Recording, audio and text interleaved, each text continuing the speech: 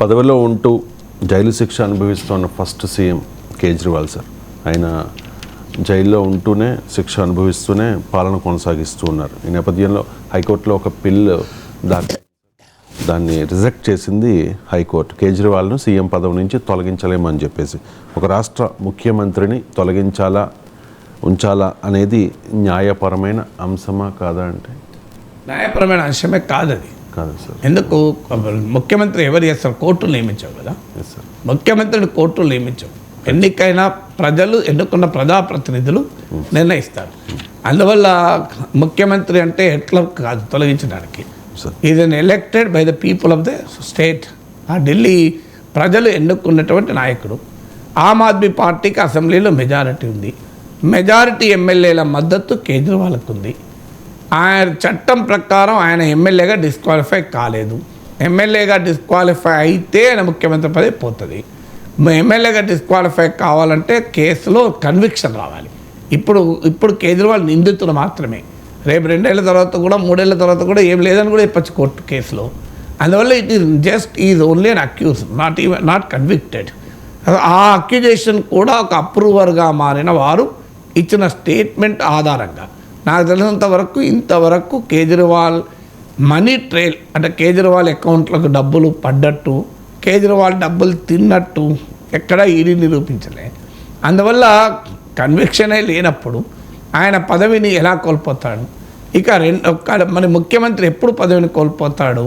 ఒకటి నేను ఇంతకుముందు చెప్పినట్టు కన్విక్షన్, అది కూడా 2 సంవత్సరాల జైలు శిక్ష పడితే.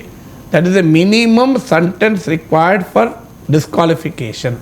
అంటే ఒక చట్టసభ సభ్యుడిని, ఎమ్మెల్యే కానీ ఎంపీ కానీ అనర్హత వేటు వేయాలంటే వారికి కనీసము 2 సంవత్సరాల జైలు శిక్ష పడాలి.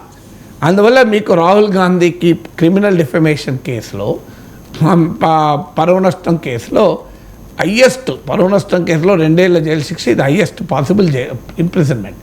ఆ హయ్యెస్ట్ చేశారు. నార్మల్గా ఇక్కడ వేయరు. అది క్లియర్గా మనకు అర్థమవుతుంది. హయ్యెస్ట్ ఎందుకు వేశారంటే ఆయన డిస్క్వాలిఫై చేద్దామన్న ఉద్దేశంతో ఇచ్చారు. మళ్ళీ కోర్టు ఆపింది. ఇప్పుడు మళ్ళీ ఆయన పార్లమెంట్ సభ్యుడిగా ఉన్నాడు, పోటీ కూడా చేస్తున్నాడు. సో అందువల్ల కన్విక్షన్ కాలేదు గనక, ఆయనను డిస్క్వాలిఫై చేయలేదు కనుక Kejriwal has every right to continue as chief minister. ఇక రెండవది break down of constitutional machinery. మన భారత రాజ్యాంగం ప్రకారం ఆర్టికల్ 356 ప్రకారం ఏదైనా ఒక రాష్ట్రంలో రాజ్యాంగ వ్యవస్థ దెబ్బతిని, అంటే రాజ్యాంగబద్ధంగా ఒక ప్రభుత్వం వ్యవహరించడం లేదు, పాలించడం లేదు, పాలించే పరిస్థితి లేదు అనుకున్నప్పుడు ఆ ప్రభుత్వాన్ని రద్దు చేస్తూ గవర్నర్ సిఫారసు చేస్తే ప్రధానమంత్రి నాయకత్వంలో క్యాబినెట్ ఆ సిఫారసును గవర్నర్ ఇచ్చిన నివేదిక ఆధారంగా భారత రాష్ట్రపతికి సిఫారసు చేస్తే రాష్ట్రపతి శాసనసభ రద్దు చేసి ప్రభుత్వాన్ని రద్దు చేసి అక్కడ రాష్ట్రపతి పాలన పెట్టవచ్చు. ఇది కూడా సుప్రీంకోర్టు ఎస్ఆర్ బొమ్మాయి కేసులో ఇచ్చిన చారిత్రాత్మక తీర్పు తర్వాత పరిస్థితి మారింది. ఆ చారిత్రాత్మక తీర్పులో సుప్రీంకోర్టు ఏమన్నదంటే, గవర్నర్ ఇచ్చేటువంటి నివేదిక రాజ్యాంగబద్ధతను మేము సమీక్షిస్తామన్నారు. నార్మల్గా రాష్ట్రపతికి కేంద్ర కేబినెట్ ఇచ్చే సలహా న్యాయ సమీక్షకు అతీతం. అంటే union cabinet advise to the president of India is not a subject of judicial review. కానీ ఎస్ఆర్ బొమ్మాయి కేసులో సుప్రీంకోర్టు హిస్టారికల్ తీర్పు చెప్తున్నది, the material on which the union cabinet recommended to the president of India ఇదే subject of judicial review అనేది. అంటే అర్థం ఏంటి? ఒక రాష్ట్ర ప్రభుత్వాన్ని తొలగించడానికి చేసే సిఫారసుకు ఆధారంగా చూపిన మెటీరియల్ రాజ్యాంగబద్ధతను కూడా మేము సమీక్షిస్తామని సుప్రీంకోర్టు తీర్పు చెప్పింది. అందువల్ల లెఫ్టినెంట్ గవర్నరు అసలు ముఖ్యమంత్రి ఎలా ఉంటాడు అంటూ బహిరంగంగా స్టేట్మెంట్ కూడా ఇస్తున్నాడు. కానీ లెఫ్టినెంట్ గవర్నర్ ముఖ్యమంత్రిని తొలగించలేకపోతున్నాడు. ఎందుకంటే ముఖ్యమంత్రిని తొలగించాలి అంటే ఆయన కాన్స్టిట్యూషనల్ మెషినరీ ఢిల్లీలో బ్రేక్ డౌన్ అయింది అని నిరూపించగలగాలి. అది కోర్టుల్లో కూడా నిలబడాలి, లేకపోతే కోర్టు కొట్టేస్తుంది. అందువల్ల రాజ్యాంగంలో ఎక్కడ ముఖ్యమంత్రి జైల్లో ఉన్నంత మాత్రాన, అది కూడా శిక్ష పడకముందే కనుక, జైల్లో ఉన్నంత మాత్రాన ఆయన ముఖ్యమంత్రిగా అనర్హుడు అని లేదు. ఇక మూడోది పొలిటికల్ డైమెన్షన్. ఇప్పటివరకు నేను కాన్స్టిట్యూషనల్ లీగల్ చెప్పాను. పొలిటికల్ డైమెన్షన్ వచ్చినప్పుడు ఏంటంటే, ఇప్పుడు పార్లమెంట్ ఎన్నికలు ఉన్నాయి, ఫాలోడ్ బై అసెంబ్లీ ఎన్నికలు ఉన్నాయి కొద్ది నెలల్లోనే. ఇప్పుడు కనుక ఈ ప్రభుత్వాన్ని రద్దు చేస్తే కేజ్రీవాల్కు ఎనార్మస్ సింపతి రావచ్చు. మనకు గుర్తు ఉండే ఉంటుంది మీకు, రామ్లాల్ ఠాకూర్ గవర్నర్ ద్వారా ఎన్టీ రామారావు నాదెళ్ల భాస్కర్ రావు తిరుగుబాటును ఉపయోగించుకొని రద్దు చేస్తే తర్వాత జరిగిన ఒక పెద్ద ప్రజా ఉద్యమంతో తిరిగి ఆయనను ముఖ్యమంత్రిగా పెట్టడాల్సి వచ్చింది.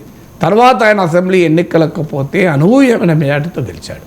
అందువల్ల ఢిల్లీ ముఖ్యమంత్రి is a very popular CM, is not like other CMs. బీజేపీకి కూడా టెన్షన్ అదే, ఈజ్ ఎ పాపులర్ సీఎం. ఎందుకంటే స్కూళ్ళు ఇంప్రూవ్ అయింది, హెల్త్ సెక్టర్ ఇంప్రూవ్ అయింది, వాటరు, పవరు, ట్రాన్స్పోర్ట్ ఇవన్నీ కూడా ప్రజలకు నిర్దిష్టంగా ప్రయోజనాలు అందాయి కనుకనే లోక్సభ ఎన్నికల్లో బీజేపీకి ఓటేసే ప్రజలు ఢిల్లీ అసెంబ్లీ ఎన్నికల్లో ఆప్కే ఓటేస్తున్నారు. ఈవెన్ చరిత్రలో దశాబ్దాలుగా ఢిల్లీ మున్సిపాలిటీని బీజేపీయే నడుపుతుంటుంది. కేంద్రంలో కాంగ్రెస్ ఉన్న, ఢిల్లీలో రాష్ట్ర ప్రభుత్వం కాంగ్రెస్ ఉన్న, మున్సిపల్ ఎన్నికల్లో బీజేపీ గెలుస్తుంటుంది. అలాంటిది ఇటీవల మున్సిపల్ ఎన్నికల్లో కూడా ఆప్ గెలిచింది. ఆప్ నాయకుడు మేయర్ కాకుండా రకరకాల అక్రమాలకు బీజేపీ పాల్పడింది. చివరకు సుప్రీంకోర్టు జోక్యంతో ఆప్ ఢిల్లీ మేయర్ పదవిని కూడా దక్కించుకుంది. అందువల్ల ఢిల్లీ ప్రజల్లో కేజ్రీవాల్కున్న పాపులారిటీ రీత్యా ఇప్పుడు కనుక ఆయన ప్రభుత్వాన్ని రద్దు చేస్తే ఇంకా ఎక్కువ ఓట్లతో ఆప్ గెలిచే అవకాశం ఉంది. ఇప్పటికే మోడీ చేసిన పొరపాటు వల్ల ఢిల్లీలో 7 పార్లమెంట్ సీట్లు బీజేపీ గెలుచుకుంది. ఇప్పుడు వస్తున్న రిపోర్ట్లు అయితే అంత సులభం కాదు, 7 గెలవని నేను అంటలేను. బట్ డెఫినెట్గా కేజ్రీవాల్ అరెస్టుతో వచ్చిన సానుభూతి వల్ల ఎంతో కొంత 1, 2, 3 ఓడిపోతారా అని చర్చ జరిగింది. అంతకుముందు చర్చ కూడా లేదు, 7 బీజేపీ అనుకున్నారు. సో అందువల్ల పొలిటికల్ కారణాల రీత్యా ఆయన ప్రభుత్వాన్ని తొలగించడం అనేది ఒక అనుమానమే. అయితే ఒక ఫోర్త్ అంశం మీ కాన్స్టిట్యూషనల్, లీగల్, పొలిటికల్ చెప్పారు. 4వది ప్రాక్టికల్గా వచ్చినప్పుడు జైల్లో ఆయన సమీక్షలు చేయలేడు, జైలు మాన్యువల్ ఉంటుంది, ఆయన ఫోన్లు వాడలేడు అంత సులభంగా, అలాగే ఆయన అధికారులను పిలిపించుకొని సమీక్షలు చేయలేడు. ఈ ప్రాక్టికల్ ప్రాబ్లమ్స్ అయితే ఉన్నాయి. అందువల్ల ఈ ప్రాక్టికల్ ప్రాబ్లమ్స్ ఉన్న ఢిల్లీ ఆమ్ ఆద్మీ పార్టీ వైఖరి చూస్తుంటే let Kejriwal government be dismiss, మా అంతటా మేమైతే ముఖ్యమంత్రిని మార్చము అనే అభిప్రాయంలో ఉన్నట్టు తెలుస్తుంది. ఇక కనుక ప్రభుత్వం, కేంద్రము లెఫ్టినెంట్ గవర్నర్ ద్వారా డిస్మిస్ చేస్తుంది అనే అనుమానం ఉంటే చెప్పలేము. సునీతా కేజ్రీవాల్ ముఖ్యమంత్రి అయితే చర్చ కూడా నడుస్తుంది. But to the extent possible Kejriwal resign చేయకుండానే నడపాలని చూస్తారు. Let the centre dismiss the government అనేది ఆ వ్యూహంలాగా కనబడుతుంది.